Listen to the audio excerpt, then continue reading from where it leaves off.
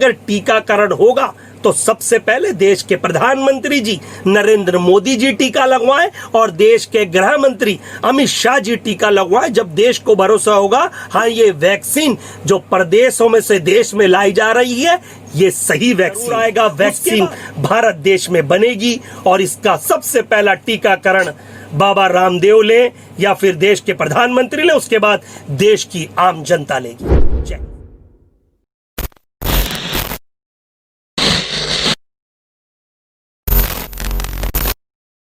जय हिंद साथियों, आप लोगों को पता होगा कि योग गुरु बाबा रामदेव जी ने यह शब्द कह दिया जिससे मोदी भी आश्चर्यचकित हो जाएंगे।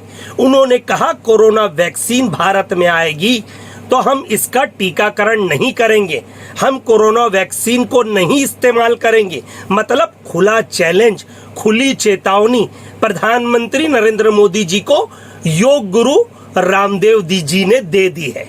मतलब कि उन्होंने कहा कि बहुत इस पे आरोप प्रत्यारोप लग रहे हैं। किसने कह दिया कि इसमें सुअर की चमड़ी का इस्तेमाल हो रहा है, किसी ने कहा कि सुअर के खून का इस्तेमाल हो रहा है, किसी ने कहा कि इसमें तरह तरह के जानवरों की खून या चमड़ियों का इस्तेमाल हो रहा है। लेकिन ये कोरोना वायरस बाबा रामदेव को नहीं छू सकता।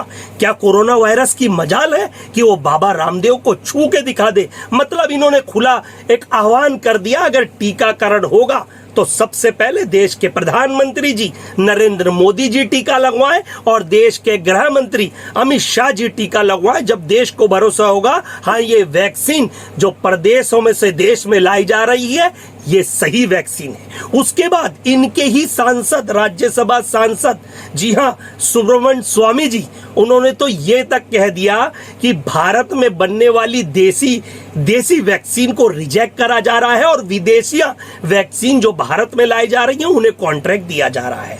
आखिर ऐसा क्यों हो रहा है? सुब्रमण्यम स्वामी ने खुले अल्फाज में कहा जो पीएमओ प्रधानमंत्री कार्यालय में बैठे अधिकारी हैं ये सब भ्रष्ट हैं। भ्रष्ट मतलब सीधा आरोप उन्होंने प्रधानमंत्री जी के ऊपर लगा दिया। ये इन्हीं के राज्यसभा सांसद हैं और इनके ये शब्द हैं कि मतलब प्रधानमंत्री कार्यालय में जितने अधिकारी काम कर रहे हैं वो भ्रष्ट है। मतलब इन्होंने अपनी सरकार को भ्रष्ट कह दिया, अपने लोगों को भ्रष्ट कह दिया, अपनी पार्टी को भ्रष्ट कह दिया। अब देखना होगा आने वाले वक्त में देश के प्रधानमंत्री जी राज्यसभा सांसद को अपनी पार्टी में रखेंगे या इनकी सदस्यता रद्द करेंगे।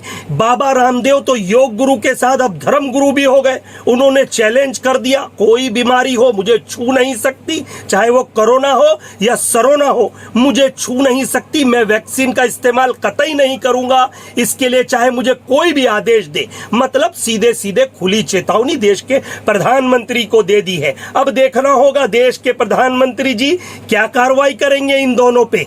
एक मोटा भाई और छोटे भाई से देश परेशान था, अब ये दो नए आ गए, एक योग गुरु धर्म गुरु बता रहे हैं और एक अपनी पार्टी के सांसद देश में आने वाली वैक्सीन को भ्रष्ट अधिकारियों का सपोर्ट बता रहे हैं। यानी मतलब इसको भी कम्युनल और सेकुलर का खेल खेलने में कुछ लोग कमी नहीं कर रहे हैं, सत्ता की रोटियां सेकने में। लेकिन सच साफ सबके सामने जरूर आएगा, वैक्सीन भारत देश में बनेगी और इसका सबसे पहला टीकाकरण बाबा रामदेव ले या फिर देश के प्रधानमंत्री ले, उसके बाद देश की आम जनता लेगी। जय हिंद साथियों।